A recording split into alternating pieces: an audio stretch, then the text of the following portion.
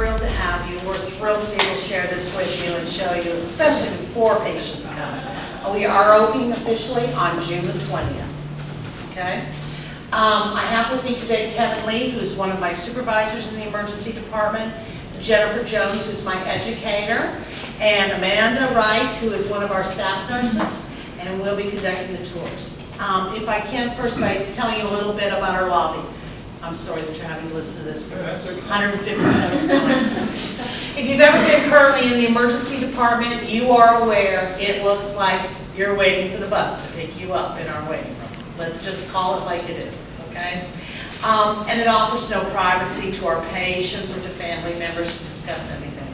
Our goal with building this lobby was just that. We wanted you to be able to talk to one another, not everyone hear the conversation. We wanted to offer comfort when comfort is needed. And we didn't want you to keep an eye on a clock. We are an emergency room and you'll see no clocks. But we do have televisions, and hopefully that takes your mind off what's going on at this time. If everyone turns and looks at these glass windows, and I'm going to make you do what everybody else has done, I need you all the way. Okay? Our hospital police and security guards are behind those windows. Okay? They moved in about 45 days ago. They will be helping us keep an eye on the lobby, so that if anyone gets into trouble or needs our assistance, they're available right away. When patients come in, you'll come in through the revolving door, or you can use this door as well. We will have a metal detector. It'll be used at times that it's needed. Any of you aware of this past Saturday would be a good example. We hear dispatch out for any shootings. Immediately our police would act upon it, but that's when we put a metal detector out. And also if we feel that there's a need. You'll come in and you'll come around to this reception desk. And at this reception desk will be a registered nurse 24 hours a day, 7 days a week. A big change from what we have right now. There will also be an ED registration clerk. They'll ask you why you're here, and they will get you into our computer system right away. The goal is, if there are beds available in the back, she will call the charge nurse, and either your nurse has been assigned to you in your room. If there are beds available, we'll come out and get you and meet you personally. Or if there are not beds available, we will use triage. Okay? And that's where our tours will begin.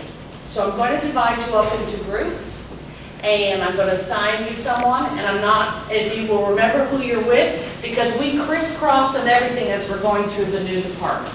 Is there anybody here that needs a wheelchair for the tour? It is a big department. Okay. Is there anybody here I should acknowledge, Georgia, that needs our other special room? Yes. You can pick out a couple people? Yeah, we'll get to that. Okay. Two. Yes. It's the troublemaker. The troublemaker? Sam Jones. I just thought so I could get the plaque and put it right. Okay. 2, 4, 6. It's my pleasure to tell you about our new department. This is our lobby.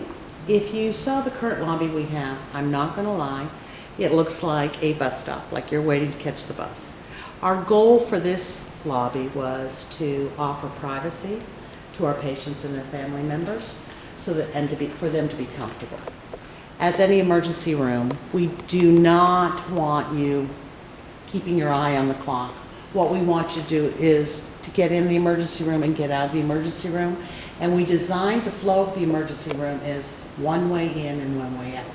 Currently, you see the revolving door. Patients will come in that way, or there's another door off there to the left that they can also come in. If they need assistance, the nurses will help them get into the emergency department.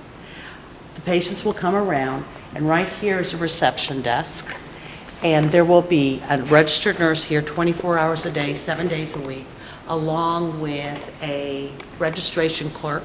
They will get your name and what your complaint is, why we need to see you today, into the computer, and we will get the ball rolling. Excellent. If there are beds available, you'll go directly to the back. If there are no beds available at the time, then you'll be triaged. if you notice, our 3 triage areas also look directly on the lobby, so our nurses can keep an eye on what's going on in the lobby, if anybody should need assistance. We also have our hospital police on the other side through the mirrored windows that can also assist the nurses if there anything needs to be done. New triage room.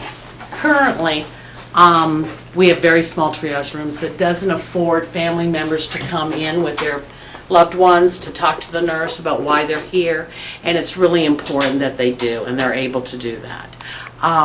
Especially men. Men don't want to say too much because they really think they're stoic and everything's okay, and it's really important that the family tells us what's going on with the patient. Also, wives have a tendency to remember what medications the husbands are on versus the husbands, to them, oh, it's just a little pill. So we're very grateful to have a room that is much larger that will allow family members to come in with the patient themselves. From there, we go into a room that is twofold.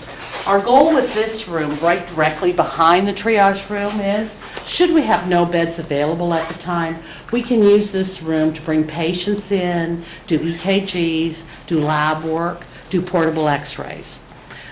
In other instances, if a patient came in with a minor complaint, and I'll use a toothache, we can, rather than take up an emergency department bed, we can go ahead, bring the patient back in here, the patient will be seen by a PA, and we'll be able to get them. The nurse would personally call the patient and escort them to the room. It's about patient satisfaction, and our goal is that we want the nurses to become personal with the patients and get to know their patients.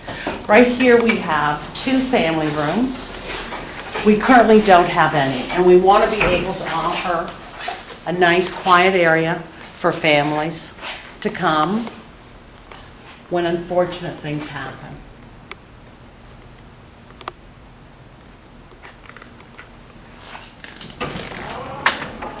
From there, we go into the emergency department. Our new emergency department has been divided into 2 spaces. One we refer to as minor, the other we refer to as major.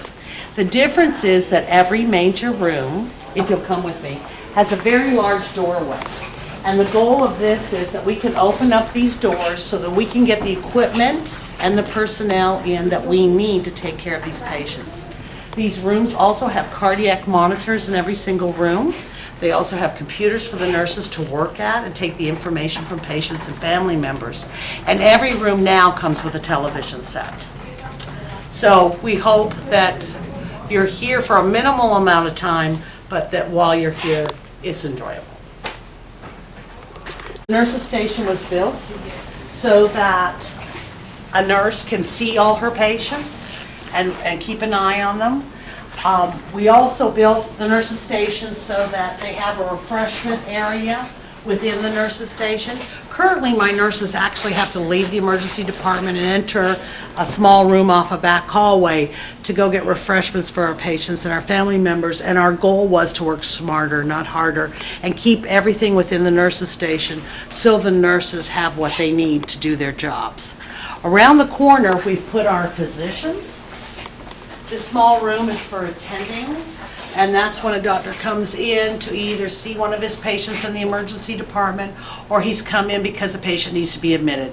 He has the equipment he needs, a computer, a dictaphone. We also have radiology equipment in here, a pack, so they can read any x-rays, and they can confer with the doctors that work in the emergency department. You'll notice we put 2 monitors in. One monitor is so the doctor can keep an eye on his patient or whatever patient he's working on, and the other one is so they can have the emergency department tracker present, so they can see what's coming into the emergency room, so they'll see anybody that they need to see immediately. We also, when we did this, we decided that we have doctors and PAs that work together. Our PAs confer with their doctors over orders and over admitting and discharging patients. We built a central hallway that goes between the 2 areas so that the doctor that is sitting on this side can readily talk to the doctor or the PA that's on the opposite side, and they don't have to find one another in the department. We also built the central hallway so that all our equipment and medications needed for our patients, again, is at where the nurses need it to be. because currently, again, they have to go to a room, get their equipment, come back in the department. And again, we want them to work smarter, not harder, so we built this.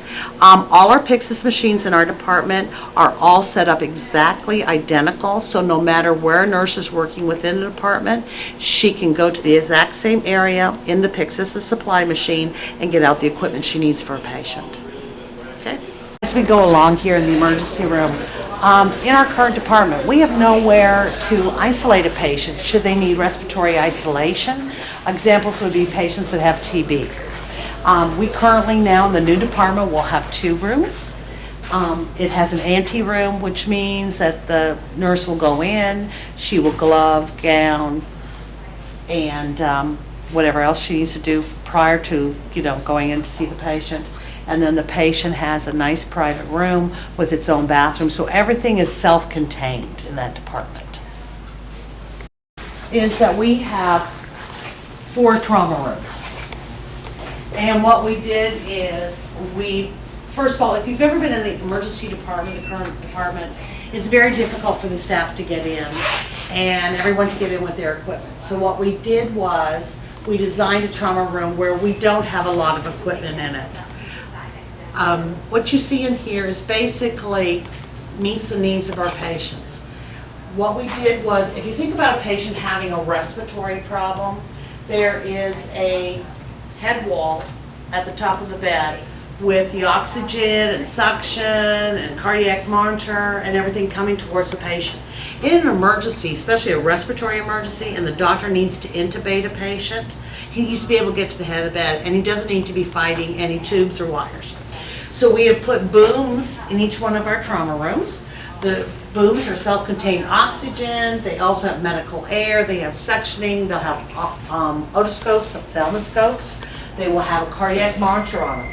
If you see, they move 180 degrees around a bed, and I can move these so now the doctor's free to intubate that patient and he has nothing in his way. One of our ideas that we got from another hospital when we were touring them is this back hallway. This is where all our equipment is kept. Again, it's the Pyxis machine for the trauma rooms along with a AccuDose machine for medications in case of an emergency. The nurse can quickly tell someone what it is she needs. It can be handed to her and directly into the room. So we're only taking in the room the items that we need for the patient. All 4 trauma rooms are set up identical. There will be a Pyxis machine, AccuDose machine, which means supplies and medications, will be set up identical outside of both trauma rooms. So it's quick, easy access. Okay. And if we want to headed to the EMS entrance, you see it's on the opposite side of our lobby. The goal here is that right now, patients that are under involuntary commitment, prisoners that are brought in through the general public. Our goal is that that won't happen. They'll be brought in through the EMS entrance now. We built it with, as you see, the ceiling has been put on. The whole goal of this was yearly we are mandated to have disaster drills. We now have an area where we can triage patients, do our disaster drills. On top of that, what we had for EMS was that patients came out of the ambulances and went through the pouring rain, the snow, the wind, and now that won't happen. So this is for patient comfort as well. Over there you will see the orange hoses. That's for decontamination. We have outside decontamination as well as inside decontamination. Most of the patients that we get that have to be deconned are actually patients like farmers with insecticides and pesticides. This is our inside decon room, so we can bring patients in here. There's only 1 or 2 patients. We can bring them in here and do decon in here as well.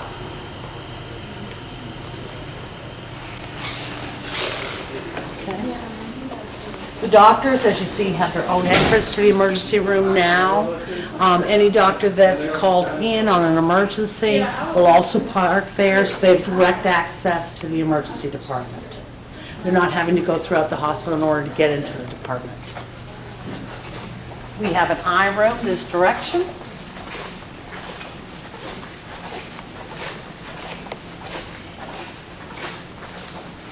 Okay, this is our eye room. We had special shades put on the windows because every room, room on the outside does have a set of windows. So that we can make this room dark is why we did the extra shades.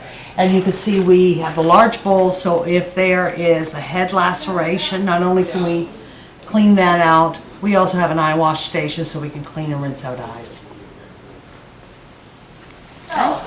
Like I said, you see that was where we brought you in, where it says waiting room and lobby. So we have one direction to go out. And this will be this way.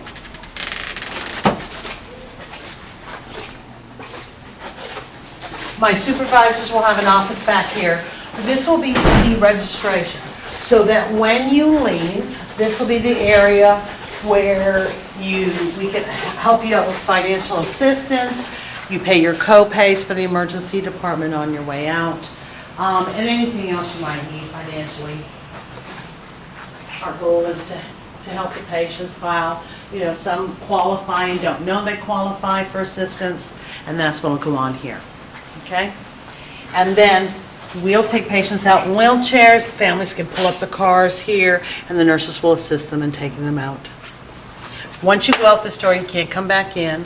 And if you remember, this is the door to that big room that was behind triage, where I said if you had a toothache, so rather than have to even go into the department, you'll just come through here. You'll be directed through here.